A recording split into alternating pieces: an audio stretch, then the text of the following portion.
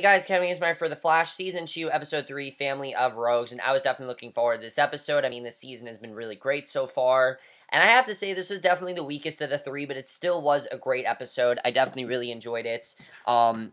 And I thought this was a really great episode.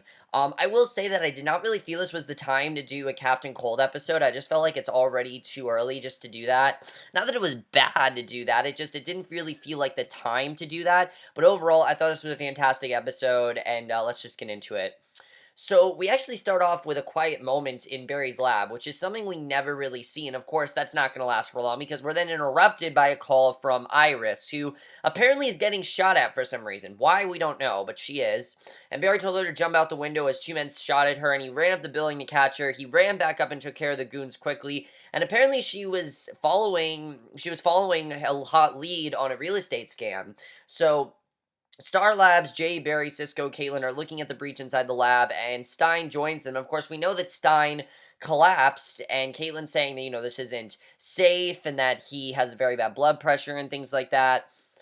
And Jay says that this isn't just a wormhole, it's his way home. Because obviously Jay needs to get back home. That's the reason why he ended up there, because he was lost. And they talk about the fact that, well, actually, he was there to warn Barry, but he also knew how to get home, and now he does.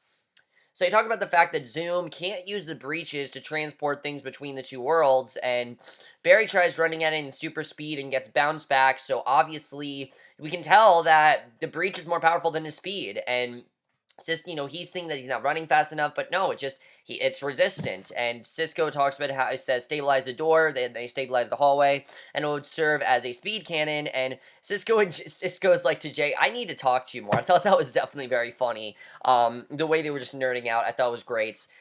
Joe's in a bar, and we meet his ex-wife, which I really wasn't that sure of how this was gonna go. It just kind of came out of nowhere.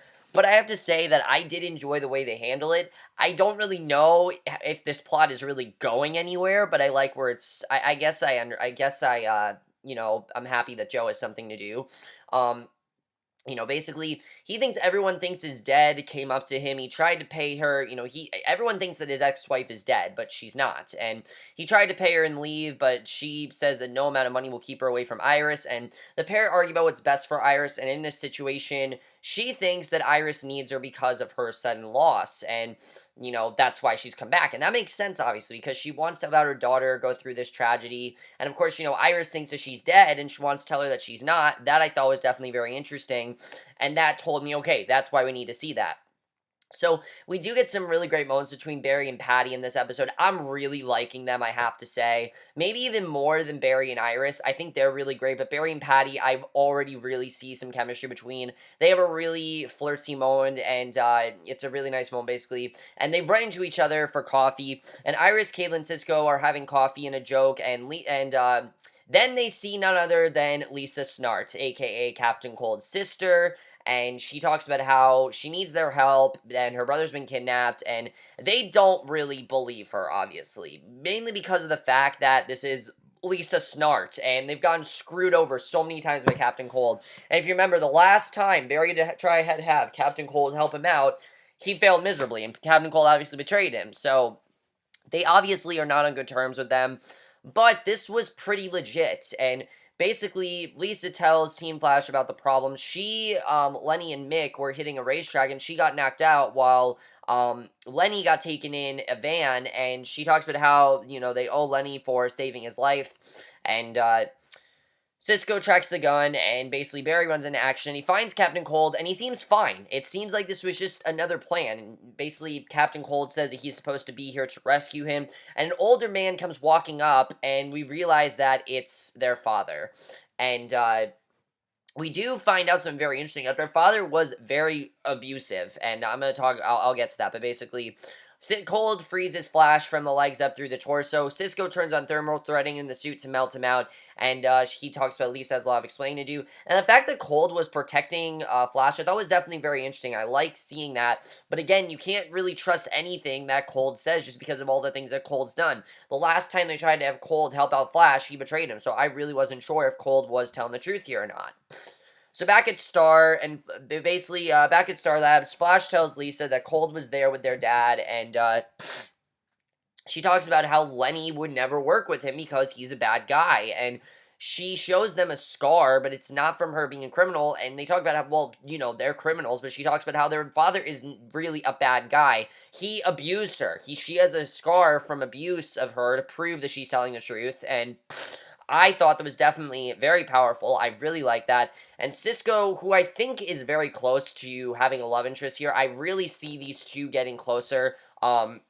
It seems like every time she comes back, her and Cisco get closer. Cisco chased her after her to chat. She told stories of her dad, Lewis, hitting her from age 7, and she continues to be insistent that Lenny's in serious trouble if he's with their dad, and they can tell that she's pretty legit. So Joe goes to see Iris, and Linda is back, and Linda and Iris are like best friends now. It's actually pretty funny. I like seeing Iris and Linda actually bonding. It's something I never thought we'd see, but I thought was pretty funny here. And Iris Exposy hit the front page, and Joe chickens out telling her that her mom is alive. Obviously, it's very hard for him to do that because she thinks that her mom is dead, and obviously he doesn't really want to tell her, but basically that's what happens there. So Barry and Lenny have a chat, and Barry asks why he's working with his dad, and all he says is that things are complicated, which is all he's gonna say, and that's probably like that's too vague. And he talks about how he lives by a code, and it sounds like he doesn't, and that's why he can't leave this alone, and that's why he needs to do that. So basically, he's working with his dad because I guess he wanted him to. It's really interesting. So Joe at least manages to tell Barry the truth about Iris's mom, Francine. And I like this scene between Barry and Joe because most times Joe's giving Barry the advice. For once, Barry gives Joe the advice, which I like seeing. He explained he lied because she was doing just about everything wrong, and Barry tells him he didn't do anything too wrong, but he needs to tell Iris the truth, that she's gonna forgive him. He just has to give her a chance, and I agree with Barry that, as long as he tells Iris the truth and tells her full, and, so she fully understands what's going on, things should be fine between Iris and Joe. I see this going completely fine for them, and I don't think anything bad's really going to happen in terms of Iris and Joe. I see things going well there. So Lewis and Lenny are planning a job with a third, Rutenberg, and they all argue a little bit on how to do the job. Lenny's trying to convince his dad to take non-lethal routes, and Rutenberg speaks up against Leonard and Lewis, and Lewis Snart uses a device to blow up his head, and he literally blows this guy's head up, which obviously is much darker than anything I think Cold has done. I mean, that was insane when we saw that. I mean, I was surprised by how menacing his dad was, but his dad is a lot more sinister than we've known Cold to be, which I think is definitely very interesting. So Patty is there at the crime scene, and we see Rutenberg's headless body. She's making cute puns, and Barry's just loving every minute of it. It's really funny. Barry goes to work doing his science thing, and he figures that there's termites in there, and he's worried that Lewis has something hanging over Leonard. And basically, we then go to Caitlin and Jay, and again, we see chemistry between these two. I really do think that they're trying to get these two together. She brings him food while he's working on building something to stabilize the breach. He talks about missing his speed, and Caitlin tells him that being a superhero isn't always about how fast you can run, it's about helping however you can. And I really do agree with that. I mean, that's something that I think Barry's learned, that even though he might not be able to outrun this force field, he still is helping out Jay getting back home, and he asks for her help. And I just really like the bonding between these two. Again, I do think they're going to take this slowly, which you can tell they're taking this slowly. I don't think they're going to get together. I really do think that these two are destined to get together. Just the way they're writing them, it doesn't seem like they're writing them as friends. It really seems like they're writing them as love interests, which I'm completely fine with. If they want to do that, I think that'd be great if they did that. But for right now, at least, I do think that they're definitely going to drag this out for a little bit. So Cisco and Lisa are upstairs, and with help from Caitlin, they find out that there's a bomb in her head, and her dad actually injected her with a bomb. So not only is he abusive, but he put a bomb in his daughter's head. This man is fucked up. Like, seriously, he is fucked up, and that was insane when we found that out. Iris then goes to the West home. Joe has her sit down. He told her a story about being a beat cop and a little girl calling and saying that her mom had taken a lot of pills and wasn't talking. And he got home and she was passed out. He's obviously talking about Iris and Francine. And Iris stands in front of open flame. And he put Francine into another rehab and she disappeared. And he told Iris that he couldn't have her growing up thinking that she was abandoned and that she wasn't enough and that she wasn't loved because he loved her. And he finally says that she's alive and that, Francine's in Central City and she wants to see her. And Joe breaks down and Iris tells him she understands. And I like how understanding Iris was. I thought she was going to be pretty pissed at Joe, but no, she completely understands, which I can totally understand why she understands, because of the fact that Joe hid this secret from her because he loved her and didn't want to tell her. And that makes sense why he didn't want to tell her, which I like seeing. I thought that was a really great scene. So Team Flash is in Star, trying to find a way to remove the bomb from Lisa's neck, and Cisco, Caitlin, and Flash try to talk about it away from her, and Barry decides he's going to infiltrate Lewis's crew, and basically that's what he does. He goes to Cold and tells him the team is trying to get the bomb out of Lisa's head, and tells Lewis that he's Sam, the new tech guy, and Lewis, Lenny, and Sam head out to pull the job, and they're dressed as janitors, and I think this was really smart what Barry was doing. Obviously, he's going to do whatever he can to protect Lisa, and they start to infiltrate the building. Barry takes out guards at super speed, gets them up to the Draken lock keypad, and uses super speed to crack the encryption. And Lewis says, "Good job, always good to go out on a high note." He shoots Barry. Barry falls. Lenny says, "Sorry, Barry," as the door closes. And I was starting to think, what's his, what's Lenny's real agenda here? I really couldn't tell. And after the commercial break, we see that Barry caught the bullet at super speed and sent himself to the ground. So he's obviously not dead. So Cisco has a compressed air gun to try to get the bomb out, and Lisa says that she trusts him, and the Snart men are at the safe, they're robbing and get in, and Lisa insists, and they're bank robbers, that's what we're used to seeing them do. So Lisa and Cisco have a really flirty moment before he's going to shoot her with a high-pressure gun to get the bomb out. It's a really great moment. I like seeing these little moments between them. Like I said, it's very interesting, and I really do like it. So Snarts have a bunch of diamonds. The Flash comes up. Lewis threatens to blow up Lisa's head if Cold doesn't shoot Barry with the Cold gun. Cisco fires. He gets the bomb out, and almost right away, Captain Cold blasts Lewis right in the chest, killing him, and you knew that was going to happen. And, he says that Lisa was safe, and he asks why he did that, and he says that he broke his sister's heart, and it's only fair if he breaks his. So basically, it makes sense why he killed him. And obviously, Barry was saying this is a terrible thing that he did that, but honestly, you can understand why. That rage that Cold had, I thought was definitely very well done. My only thing is I wish we would have taken a few more episodes with this storyline. That was my only thing with this episode, is that if they really want to do a Captain Cold storyline, I feel like we should have had a bit more with him in other episodes, because I think Captain Cold is a very good character, but he's kind of underutilized, and that's why I like that he's going to be a big focus of Legends of Tomorrow, because he'll actually be a main character on there. It's not that he's bad, it's just we don't see him enough. That's really my thing with Captain Cole, is that they always seem to have these really great stuff with him, but because we only see him he only makes such few appearances, that I'm not as connected to his story as I want to be. That's really my thing with Captain Cold. So Barry had to take Cold to Iron Heights, and Barry says it's funny that he finally figured out his secrets, and he realizes that, and he talks about how the last time he was at Iron Heights, of course, he was with, I can't remember his father's name now, but you know what I'm talking about, his father. And Barry says while visiting that's funny that he finally figured out his secrets. And he says he'd do anything to protect his sister. That's what his secret is. And he says today proved what he's always known, that there is good in him. And I really like seeing that. And he says that's part of him that proves that he doesn't have to let his past define him, that he doesn't have to be a criminal. And he asks point blank, should I be a hero? And this really is foreshadowing Legends of Tomorrow. That's really what they're trying to show here, that he's gonna be a hero. He wants to be a hero. He doesn't want to be bad anymore. And I like seeing that. And I honestly feel that Cold is genuine when he says that. He's genuine when he's saying, should I be a hero? And I really feel that he's going to be part of Legends of Tomorrow because Barry inspired him to, and I think it definitely is going to be very interesting. And I hope we see more of Cold before this is over, because has the potential to be a very interesting arc, and I really love that. So Barry and Joe talk a bit, and Joe thanks him for his advice and how things went with Iris, and I like that.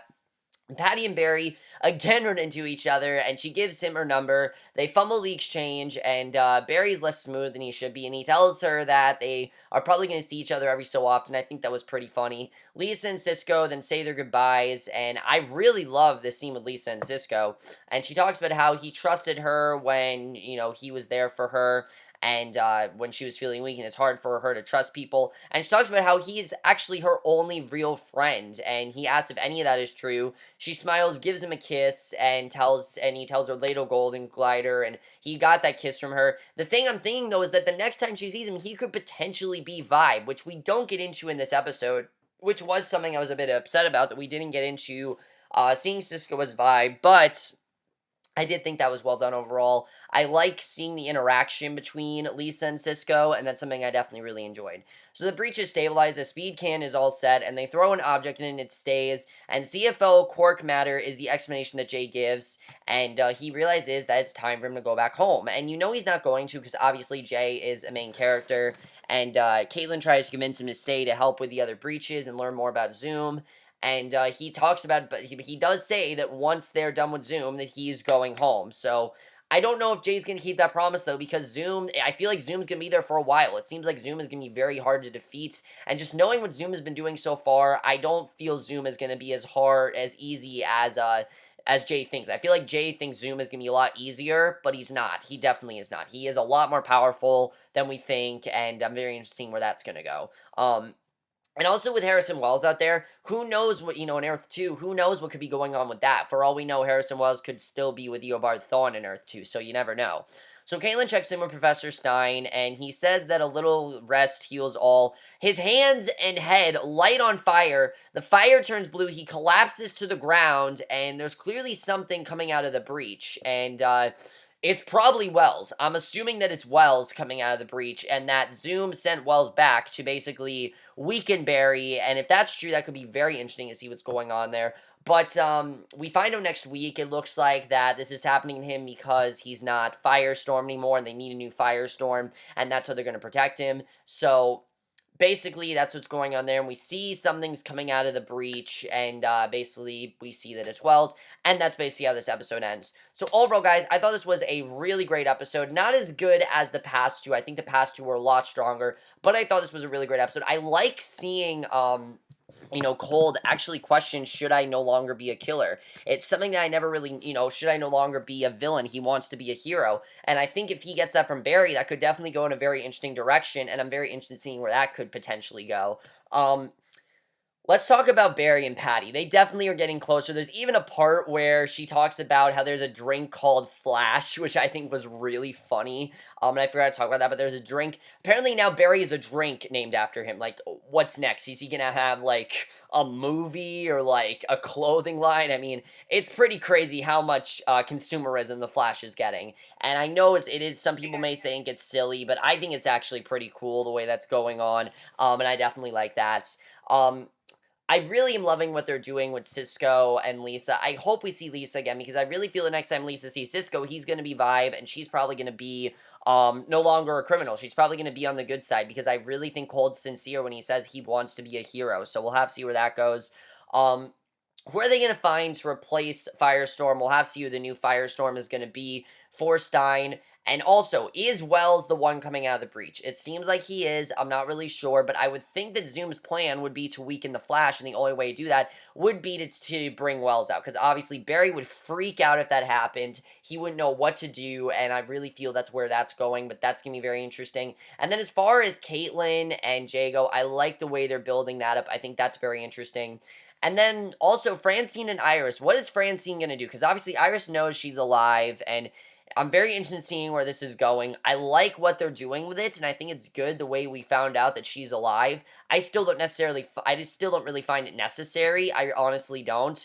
But it does show how much Joe cares for Iris and everything, which I do like seeing. But I don't know what you guys thought of this episode. I know I didn't have as much to say as usual, but this was definitely more, like I said, of a killer of the week, of a, metahuman of the week episode, which is fine, but I just feel like we're kind of past that, and I'm fine that at least it was cold. At least it was cold, and not someone we hadn't seen before, which I'm happy about, and I like that they did that. But let me know what you guys saw this episode, and I will see you guys in the next video, which will be for tonight's episode of Agents of S.H.I.E.L.D., and I will see you guys for that. Okay, bye.